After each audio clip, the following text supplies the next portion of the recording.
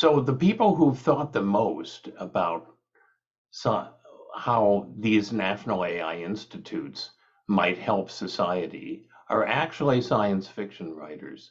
Science fiction writers have been thinking and writing about AI for the last half century. And many of the things that are now appearing in the press are things that have been part of science fiction writing for decades. And they've worked out a lot of interesting ways of thinking about the strengths and limits of AI. When I was a graduate student, I watched the movie 2001: A Space Odyssey, where AI goes berserk and starts killing astronauts, for example. But the other theme within science fiction is AI as a partner in which there's a complementary relationship between a human being and an AI.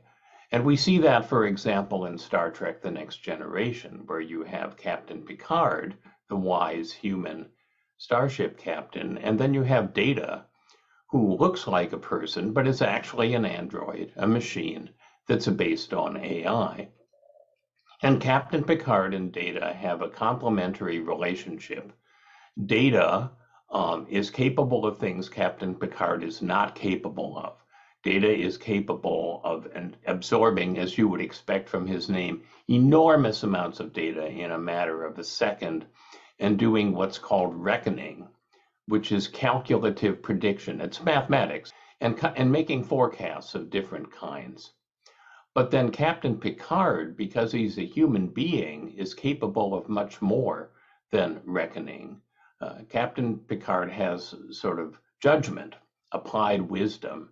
And so he's the one that's in charge of the starship, and he uses Data's calculative predictions to help him make good decisions. So what we see in that part of science fiction where you have human AI partnerships is something called IA, not AI, but IA, intelligence augmentation, in which the whole is more than the sum of the parts. The person does what the person does well, the AI does this reckoning, and the combination of the two accomplishes things that neither one can by themselves.